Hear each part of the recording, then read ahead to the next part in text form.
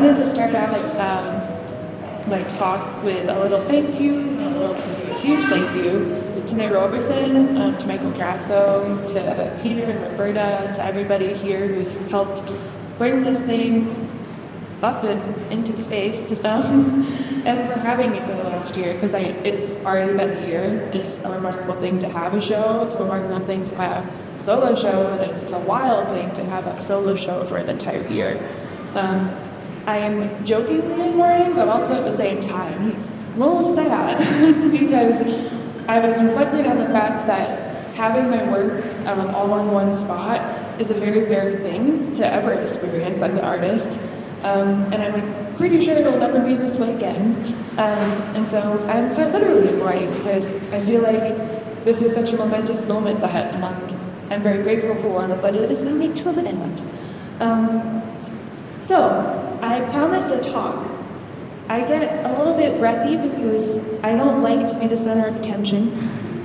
So please bear with me. There's kind of a flow to this talk, so we're going to move through both spaces because I think I spend a lot of time out here in the front room, understandably so, because I love this work and it's where my head is at right now. But the other work is important to understanding the work out front. So just like a little preface before I really get into it. One of the reasons that I think most of you were here at the pink party, but one of the reasons I like to do things like dress to match the art and kind of be whimsical and over the top or in warning when I'm around my work and in show settings is because my work is incredibly personal, and I think most artists are probably drawing from a very personal place. And that can be very hard to share with people that I know, but some of you that I know is more from agencies or more gassing. So to be vulnerable like that, for me it helps to kind of dress it up and step into a little bit of a different persona. So I think that's really important to understanding going into all of the work. At the same time, when making work starts to what you know, at a certain point it is no longer yours. When you put something into the world and it has a life of its own. People will respond to it in a way that you couldn't expect, and they create their own stories with it as well. So you relinquish ownership, and I think that's important to understand in work as well. Some of the important themes that I think will come up time and time again that are just kind of through lines through all of the work is duality. Duality in the sense of the work is visually very soft, right? But it's incredibly challenging if you dig into it, subject matter. It's very inviting, but it also is meant to be touched.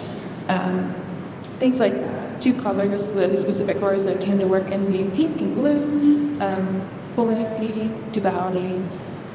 Yeah. So, without further ado, let's keep going, and we're going to move to the back room. And I purposefully got a mic that can follow me. I don't think the speaker can, though. So, back here, please. Just talks out. I'll just talk really loud. Woman.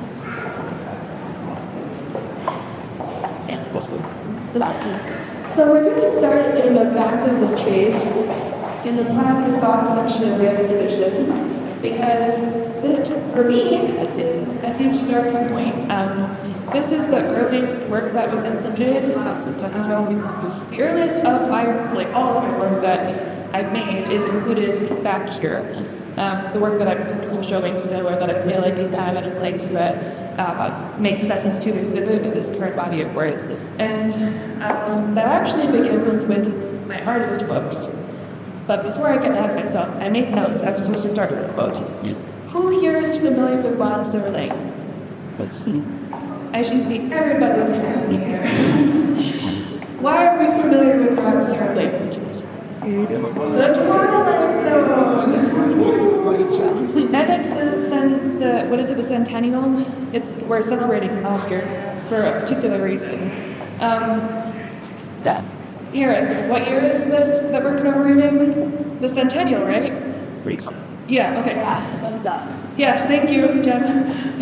So I have a quote that I'm going to morph a little bit of that it's from Rod Serling, but he was speaking for Rod Serling in Twilight Zone. He came up with it as a bright child. And when he speaks about the Twilight Zone and his work as a writer when it came to those stories, I switch out some of his words, but you'll get the gist. The artist's role is to menace the public's conscience.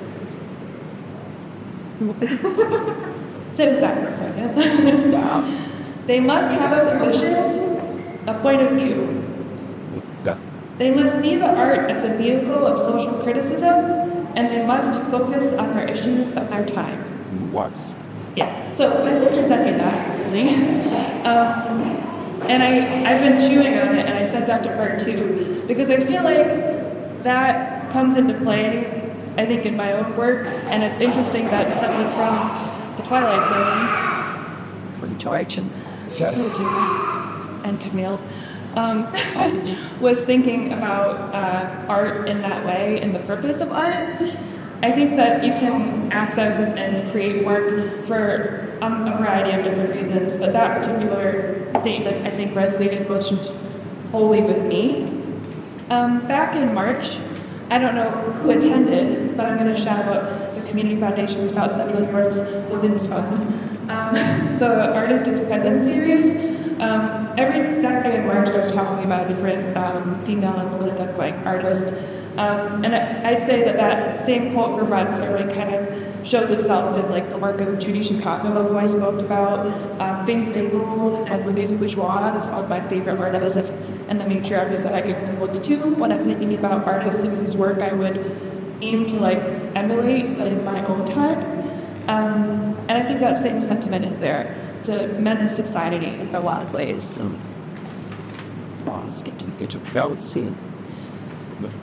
So just keep that in the back of your mind.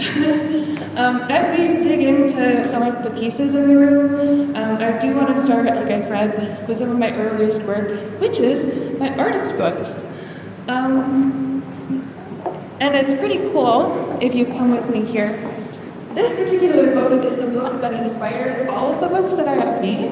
It was, we discovered in the process of putting the show together, and sending out emails, text messages, and inquisitions to the family members.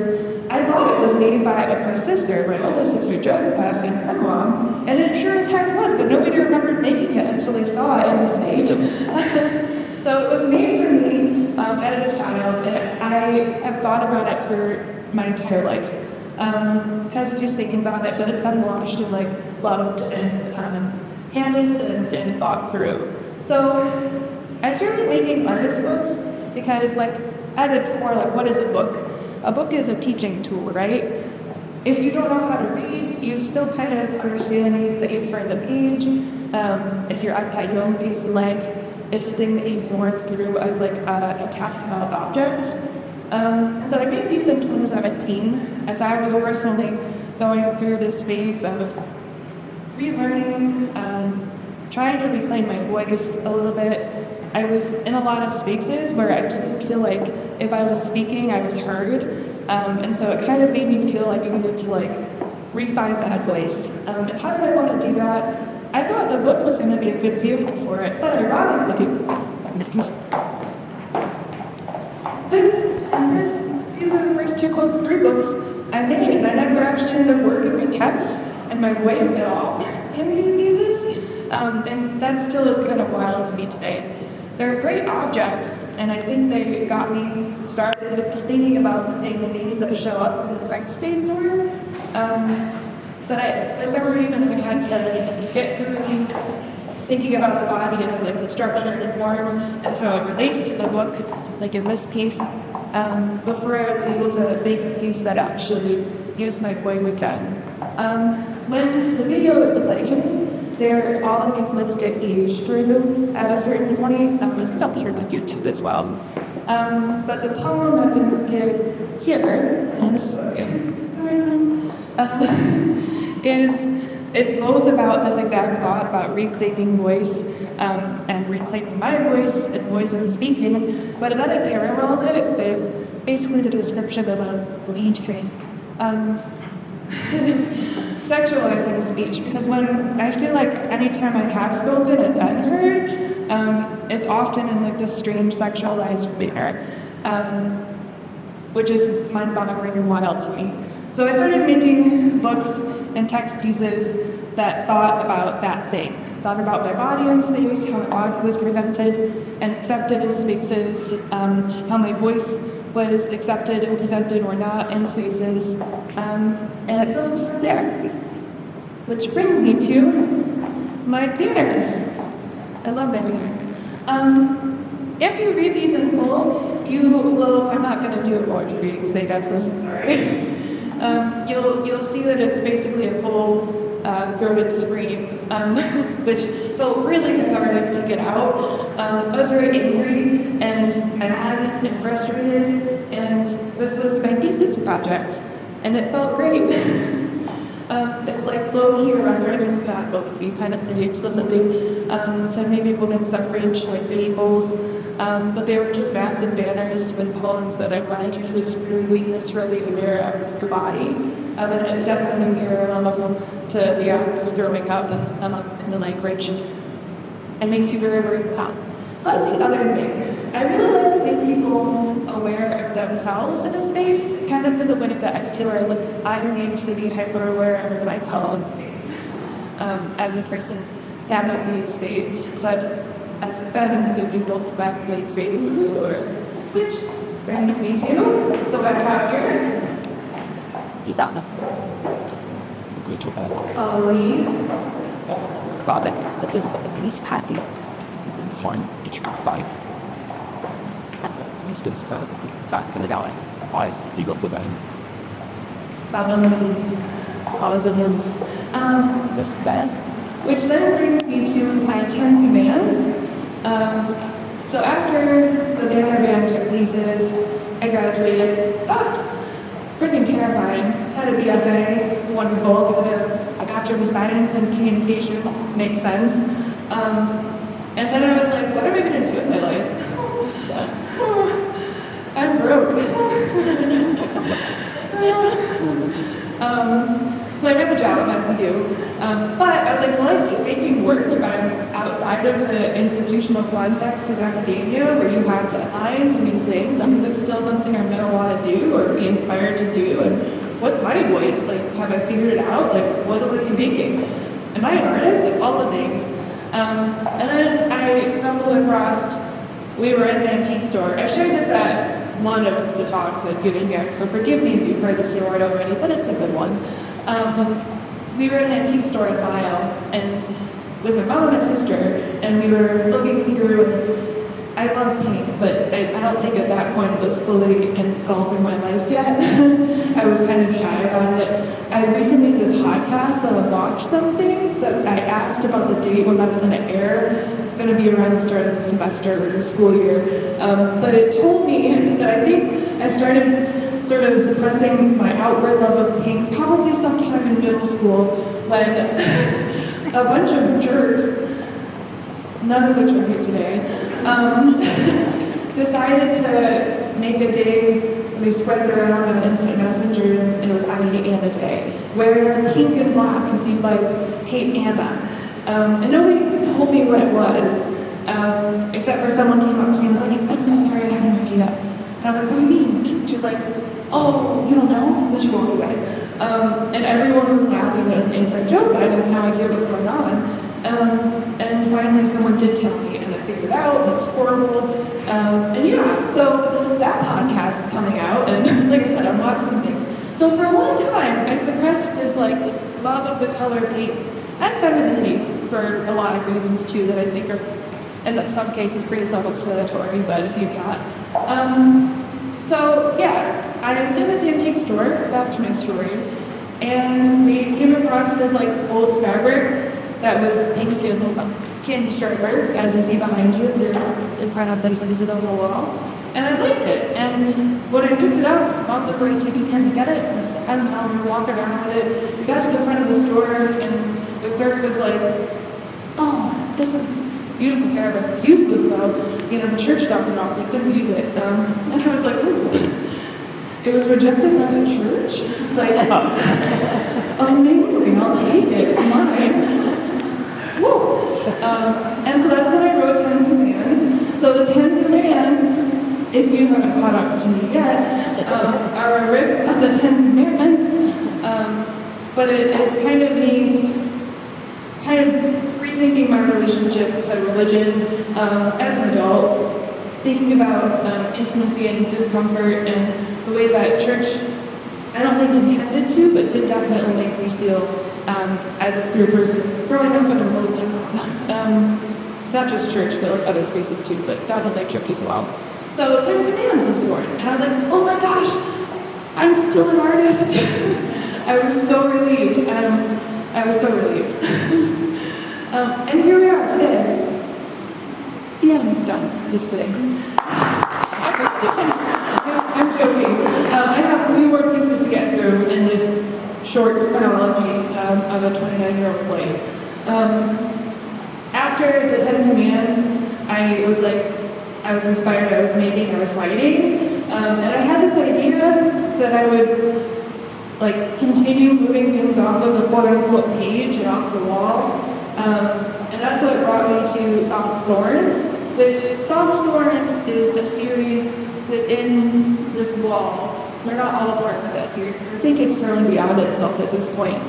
But the original piece was Parched here, and as well as False, Love Bites, Speak, and Quench. The one on the far side and the one right in the middle are like offshoots, I would say, but not quite from the first set of writings. They were all written at the same time, and they were meant to be these strange, inviting, fabric objects that at the same time, if you got into it, made you feel a little uncomfortable maybe.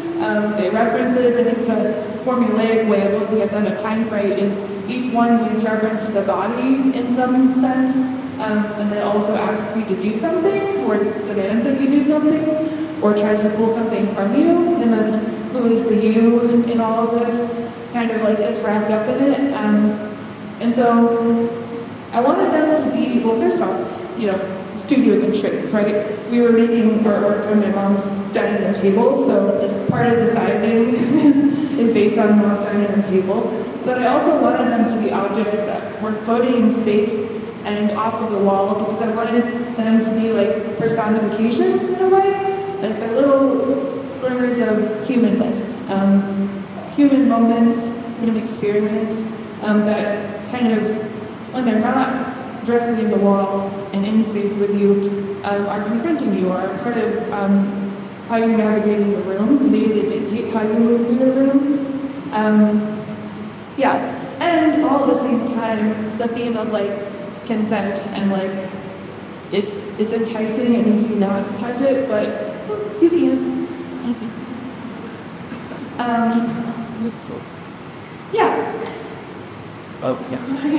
If you would like to test the work, we have alphabets ABC by Peter and out in Claremont.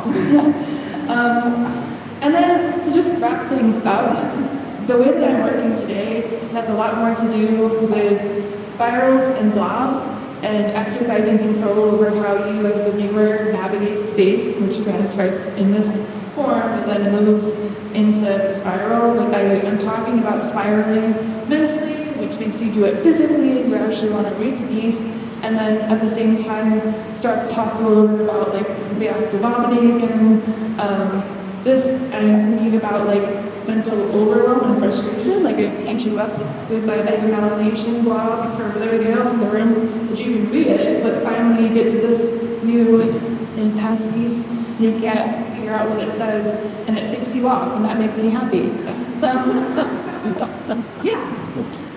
Is there any piece that you're curious about or would like to know more about? This blog?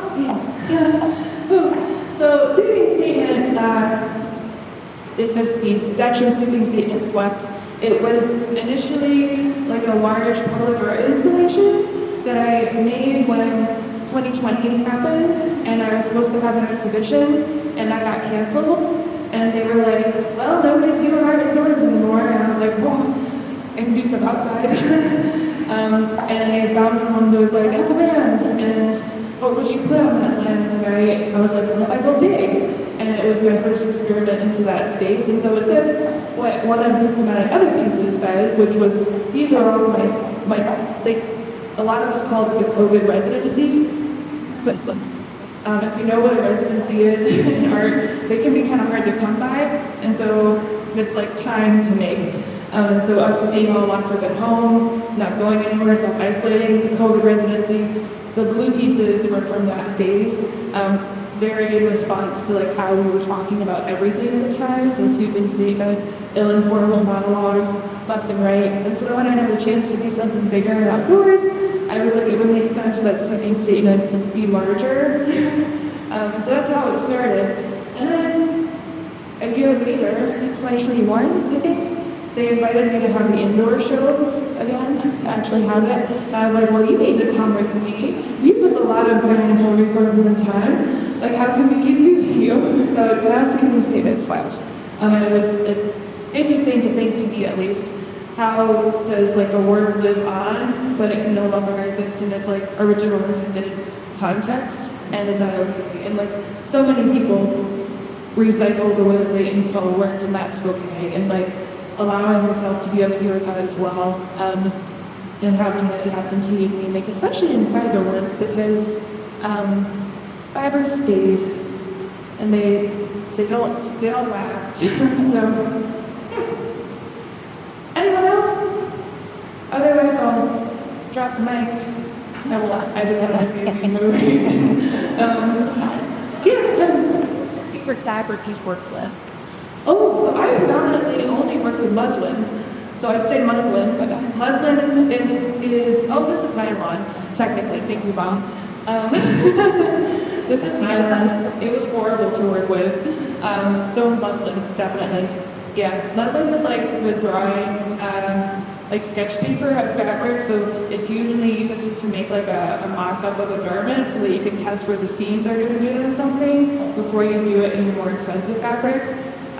Why do I work with muslin? Because it's affordable, it's expensive to experiment into like heightened your learning with like photography, if there are a lot of photographers in the room. The chemistry is expensive, same with painting, paints are expensive. And so when I was in college and shifted back into where I look back at, I worked in fabric my whole life basically into college. Because it was something that I knew as a material, and I would be able to say what I wanted to say without having to figure out how it worked. And there's like podcasts that talk about this too. I think it fed back into itself as well in terms of the concepts and the themes that I'm working on. Fabric also is a very, like, it's living for it, quote unquote, when it comes to making, and that's where what this is all about is existing on the feminine body and in this space. So, muslin. Okay, thank you everybody. I really appreciate you being here. Thank you again. Oh, we have one more. So why don't you just speak my things? Oh. So Nate wanted me to talk about this. His question was, why don't you just do painting or something? So, and he knows this, but so in college, there was a big push to be a painter. A lot of your faculty were painters, and that's like the creme de la creme of the upper echelon of finance media, and everyone's a painter, and that's fine, good and dandy, but it's also like a very male-dominated space. Everyone kind of defaults to it at some point. And I signed a contract, a pact, with a studio mate that said we will never sell out and become the same trade. So, which now it's on the record. I feel like we could have forgotten about that when I said it. So, and to be fair, I understand why people become painters now. Yeah, anyway. Okay, thank you.